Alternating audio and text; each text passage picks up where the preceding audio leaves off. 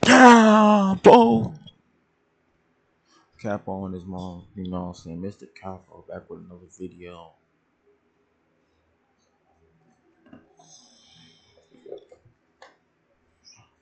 Mr. Capo back with another video. I don't like we getting right here. It's trying to, yeah. We're back on another video. Finna hit another video now. Let's get into it.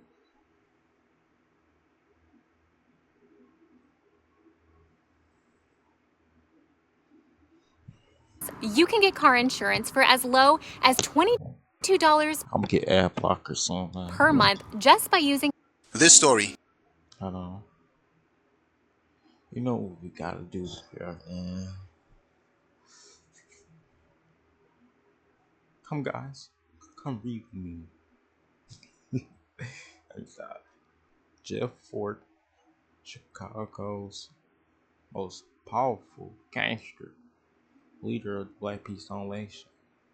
See, I already knew something about this kid. Like, he was more like a community leader, something like that. You know what I'm saying? Not really a gangster. This story. But a gangster is kind of like that. A real gangster. Deal with his community instead of destroying it. Is about a man that has been behind bars since the 1980s. He was ultimately sentenced to 75 years and held responsible for what was done to another human being. He will begin serving that 75 years after he completes an 80-year sentence for conspiring to do harm to American citizens on behalf of the Libyan government. This is the story of Jeff Fort and some of the members of his gang. In the 1960s, Chicago was a city populated with project buildings that housed thousands of low-income citizens compacted into a small area. Because of the way society was structured, they had insufficient job and educational opportunities, and it created a situation of hopelessness. Oh, Jeff Fort is still alive. That's good. Why he never tried to get out? I mean, he like 85. Like, you might as well let him out. Nigga been in that man. He's 77. How old is Larry Hoover? Man, 73. Why do they say them niggas on?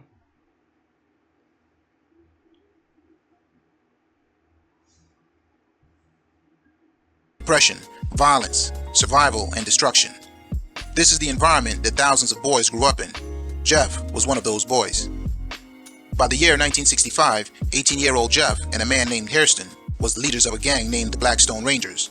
It was a group of boys around 9 to 18 years old, and at the time, the Rangers were snatching purses, breaking into stores and fighting gang wars with the Cobras, the Disciples, and other Southside gangs.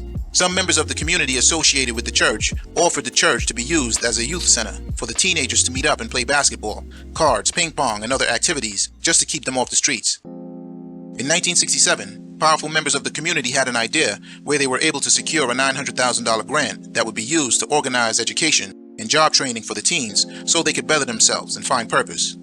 The grant was paid to the Woodlawn organization, who would then disperse the funds to the program. Around this time, the Blackstone Rangers would change their name to the Black Peace Stones. The Peace Stones was a coalition of 21 other gangs from Chicago. The leader of each gang was a part of an internal group called the Main 21, and the Main 21 all fell under the leadership of Jeff Fort. This made Jeff an extremely powerful and dangerous man that would go on to control an army of 10,000 men. At the end of 1967, one of the leaders of the Stones, a man named Hairston, was arrested and charged for solicitation to commit murder. 7 months later, the country lost Martin Luther King Jr., and Chicago erupted. The next month, the violence between the Peace Stones and the Disciples was escalating, so Jeff and the leader of the Disciples, David Barksdale, got together in an attempt to end the violence. At the end of the meeting, nothing was accomplished. Too much pride, too much money, too much power, and too many losses has taken place for a resolution of peace. The following evening, Chicago's gang intelligence unit stopped Barksdale and 2 other members of the Disciples. They asked Barksdale about the beef between the Disciples and the Rangers, and Barksdale told the detectives that the Peace Stones put a hit on him. The detective asked him how does he know there's a hit out on him, and he replied, "All you have to do is follow me in an unmarked car and you'll see." The detectives followed him, and as he made a turn on Ellis Avenue, 8 teenagers appeared out of nowhere and unloaded into the car Barksdale was driving. The detectives jumped out and was able to arrest 3 of the teenagers. Barksdale was lucky. he made it out of the situation alive. The teenagers were then charged with attempted. Halfway through the year of 1968, the job training program had ended.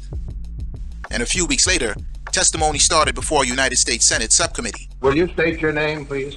Ford. The investigation was focused around whether the government money was somehow used to support criminal organizations in Chicago. Since the year started, more than 30 people were due to gang-related violence. So the subcommittee was asking if any money from the $900,000 grant was somehow used to help the organizations do horrible things. And the P-Stones were in the middle of it all. The night before the testimony began, 2 members of the Disciples were hit in a doorway on 15th Street. During the investigation, the war between Chicago gangs on the South Side escalated.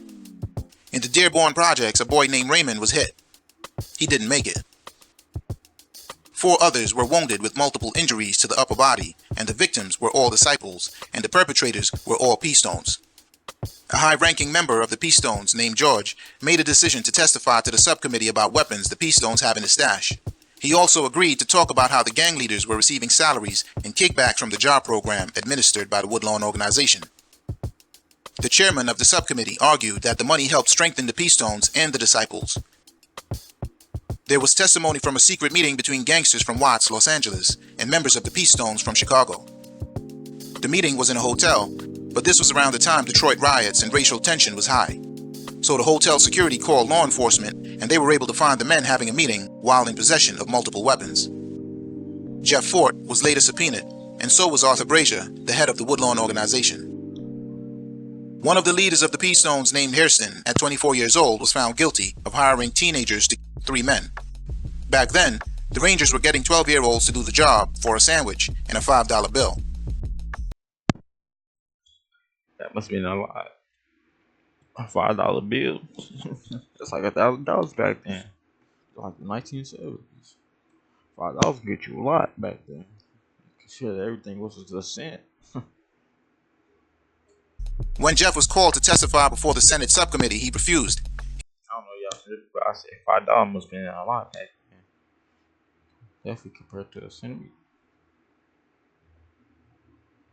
If we compare it to a cent, I'd make sure He stated his name, got up, and left. everything was. A month later, so he was then indicted for contempt of Congress.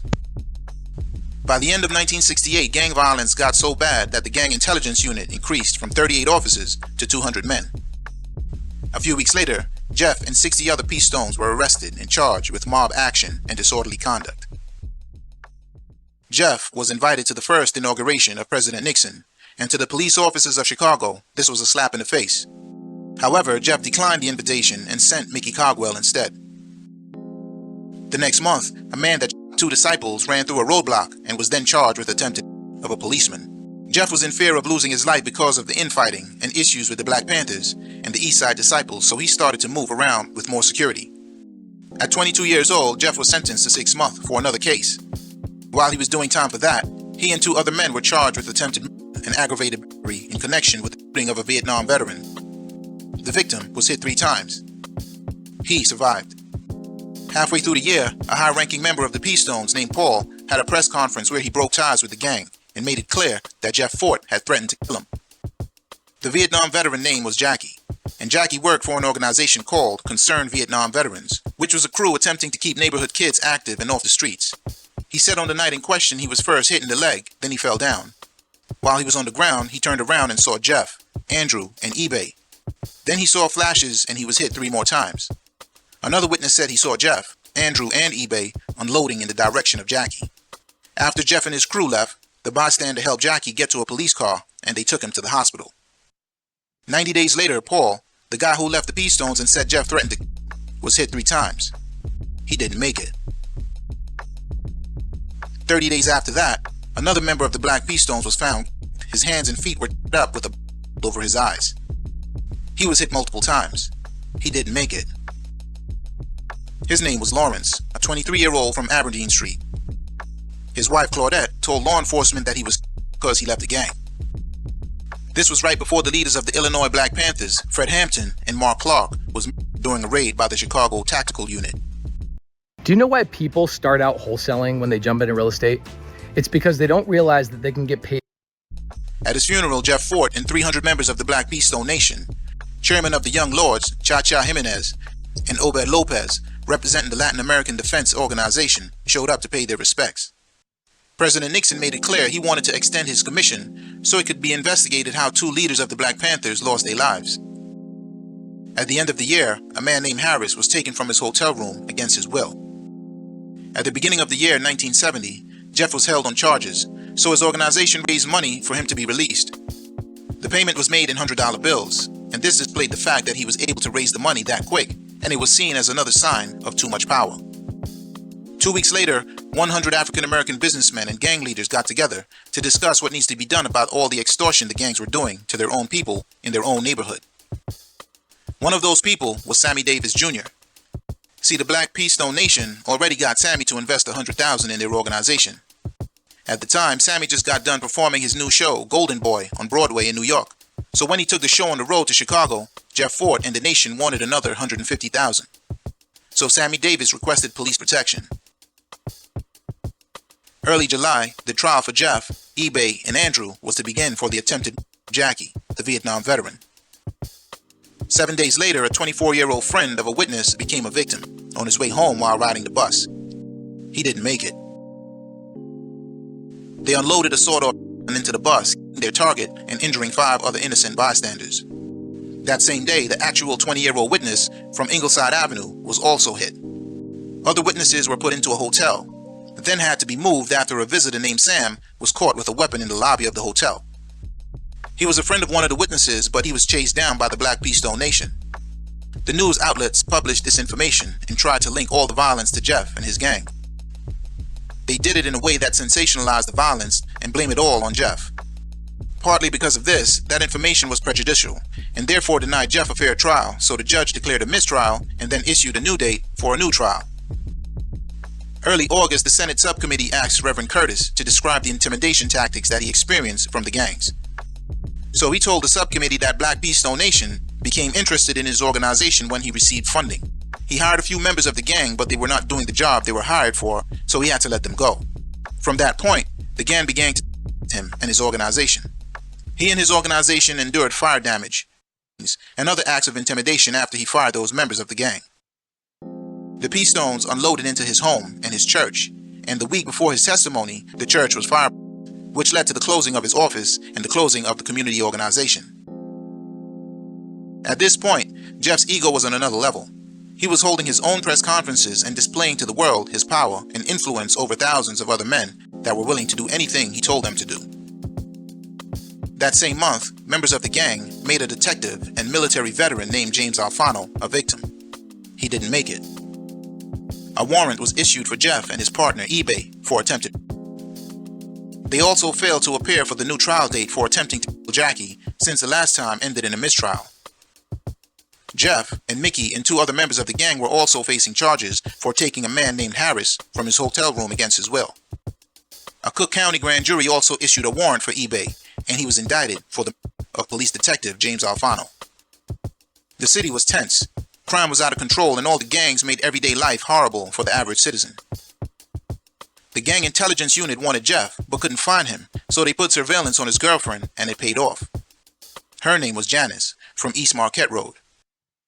And on a Wednesday night, they followed her and saw her buying a plane ticket for a United Airlines flight to New York. After she left the ticket booth and boarded the flight, the detectives boarded the flight also. 10 minutes after takeoff, the detectives gave a message to the flight attendant, and the flight attendant gave that message to the pilot.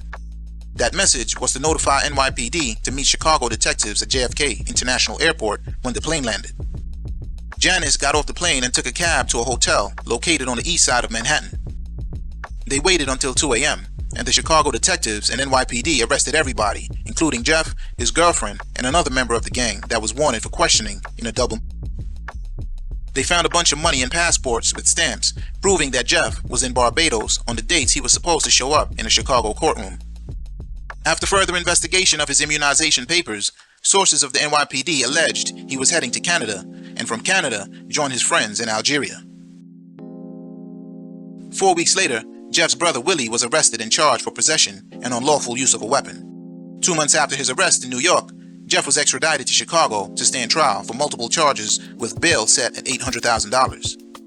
The Court of Appeals upheld the conviction for contempt of Congress and in turn convicted Jeff for refusing to answer questions in front of the Senate subcommittee.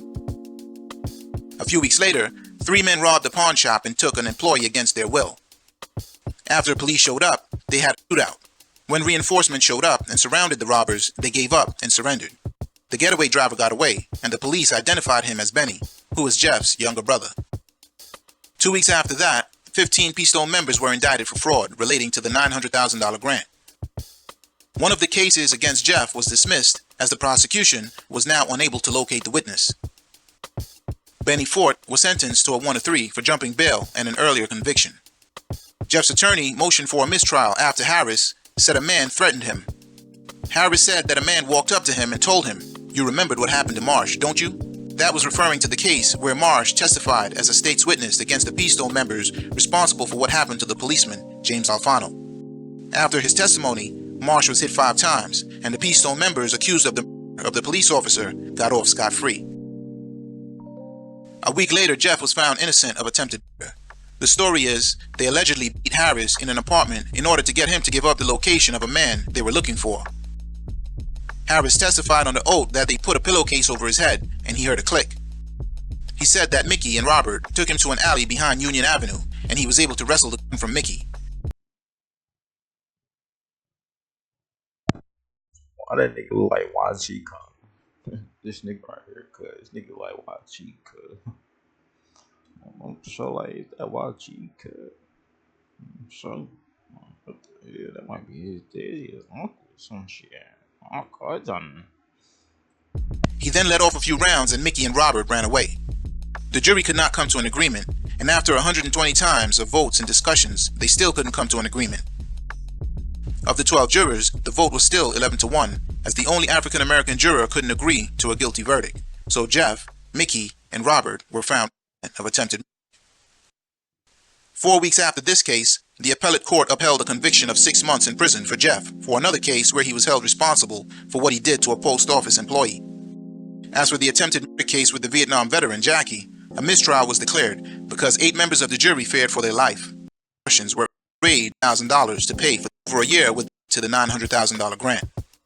Now it was time for the third jury to deliberate in the Jackie Turner Vietnam poll each jurisdiction's spoken by. The next month, the trial for Jeff and 15 members of the Black Peace Stone Nation was getting started. I want to get paid to learn how to code, but I don't want to go to school for computer science. Well, let me tell you what you... This was a big deal. 15 others were wounded within that same 48 hours. As for the aggravated and attempted case against Jeff, those charges were dropped, as the state could not locate the star witness, Harris. The violence continued into the new year. The number 3 man on the Peace Stone Nation, eBay, was hit 3 times near 63rd Street. He told police that a man named Lawrence was the one that did it. One of the gangsters in Chicago was hiding in the bushes, waiting for his target, and when Jeff's brother, Benny, was on his way into his apartment building, that gangster hopped out the bushes and unloaded. Benny survived. While Jeff was in prison, the old and young members of the Peace Stone Nation were fighting over power and started killing each other. Hairston was also behind bars serving a Rukin and stayed under the leadership of Jeff. Halfway through 1979, law enforcement used sledgehammers to break down the steel doors of the headquarters and arrested his brother Andrew. The gang simply was maneuvering around Chicago like they owned the city. By the end of 1980, Jeff led police on a high-speed chase, and when they finally pulled over, Jeff was in the driver's seat chilling. He was wearing a full-length mink coat. The passenger had on a full-length fox coat. While the police were asking Jeff for his driver's license, 4 cars pulled up. 2 cars parked in front of the police car, and the other 2 parked behind the police car. The members of the gang hopped out, and they were all wearing full-length fur coats with their hands in their pockets. The officers called for backup, and since Jeff had no license or ID, he was arrested. The next day, 30 members of El Rukin showed up at the precinct to make sure he was safe. The El Rukin headquarters was raided again and again. Jeff would be arrested in another overnight raid on the headquarters, where 30 guns and more powdery substances were confiscated. Halfway through the year, 1982, Benny Fort hit a woman during an argument over a television. She called 911, and when police got there, she told them that Benny once killed a guy named Darryl. Benny was then indicted by a Cook County grand jury for what he allegedly did to Darryl. 4 days later, Jeff was arrested with 16 other men at the El Rukin headquarters while they were looking for another member that was also involved in the alleged incident the woman with the TV set talked about. 3 days after that, Jeff's two brothers, Eugene and Johnny Fort, were indicted by Cook County grand jury for charges that they assaulted a woman and forced her to tell them the location of a witness in the case involving their other brother, Benny, who was charged with. The next day, law enforcement went into one of the apartments where Jeff lives and arrested 7 men when they found stolen typewriters and People getting locked up. Police on their bumble. Jeez. I want to live like that. Shit, I don't at all. white powdery substances. Since the Fort brothers intimidated the witness, the other witnesses were placed into protective custody. Ultimately, Benny Fort was acquitted on the murder charge but convicted on aggravated and sentenced to 2 years in prison for what he did to that woman while trying to take her television. The next month, Eugene Fort was found guilty of intimidation for threatening to kill a witness. The story was reported that both Eugene and Johnny Fort thought the woman witnessed the murder their brother Benny was charged with, so they grabbed her up and demanded to know where the other 2 witnesses were located. She refused to answer, so they threatened to kill her. At some point, she escaped and called police. While Jeff was in jail, he was indicted on other charges like narcotics and racketeering for phone conversations he was having that were secretly being recorded. New information came out that back in 1969, J. Edgar Hoover authorized an anonymous letter to be sent to Jeff to trick him into believing that the Black Panthers were his enemy and were plotting against him. Early 1984, Cornell Byrd, who was once a general in El Rukin, was sentenced to 10 years in prison for arson. Described as an ex-bodyguard for Jeff, a man named Cannon, who became El Rukin while he was in prison, just got sentenced to life after he killed a man. At the time of the Cannon was fresh out of prison and on his 7th month of parole after serving 13 years for another murder he committed back in the day. While Jeff was in a jail cell in Texas, he was still calling shots for the gang back in Chicago. Around that time, 8 members of El Rukin would be indicted for 9. One of the men that was a member of the organization for 17 years became an informant and testified that Jeff ordered the hit of a man named Bibbs. That wasn't enough. He went on to give information on 9 other that the organization was responsible for. Andrew Fort was arrested in Chicago on a Tuesday and charged with a gang-related of a man named Robert. Robert was a member of El Rukin, but he left to do his own thing and paid the price for making his own decisions. One of El Rukin locations was raided on a Tuesday at 6 a.m. by a task force of federal agents. They found a stockpile of weapons only the American military was allowed to have. At the same time, an additional raid was performed on another location where they found powdery substances. On a Thursday, an FBI agent testified that 3 men from El Rukin negotiated with an undercover federal agent to purchase 5 U.S. Army shoulder-mounted rockets. They ended up purchasing one of them, and at the end of July, unknown to them, it was equipped with an electronic radio transmitter that was being monitored by the feds. 3 months later, a federal grand jury indicted 4 members of El Rukin on traveling outside the United States, weapons and conspiracy charges, alleging they offered to carry out attacks in the United States on behalf of the Libyan government in return for funding. And while preparing for attacks, the 4 men collected equipment that was made specifically to penetrate the armor of a military tank. Andrew Fort was then found guilty of Robert in April the year before. While Jeff was serving time, members of El Rukin back in Chicago used to gather around a speakerphone in the headquarters to listen while Jeff gave orders to do illegal activities from his jail cell back in Texas. Because of the 30 El Rukin members that became informants, Jeff had no idea everything that he said for the past few months was recorded. By this time, law enforcement had 3,000 hours of recordings of Jeff and El Rukin's illegal activities. A man named Knox, who was convicted while Knox was in court, he admitted that he was the members of the Libyan government. Another member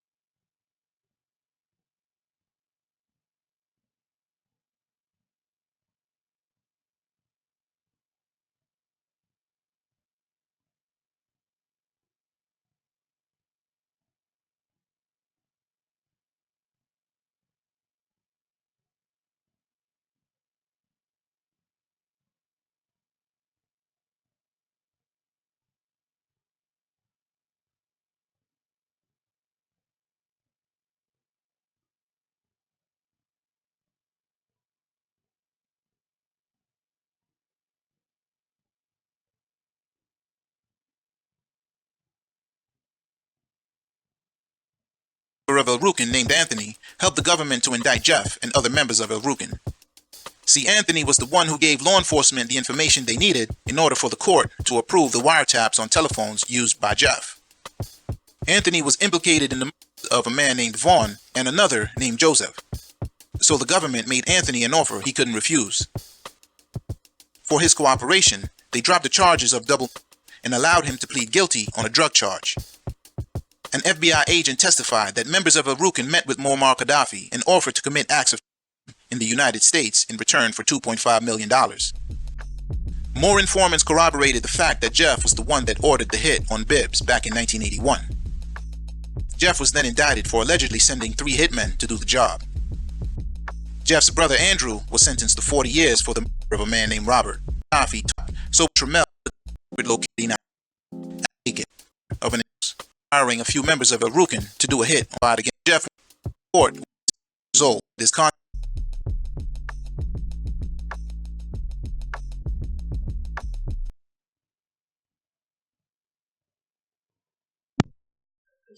This video right here. Yeah.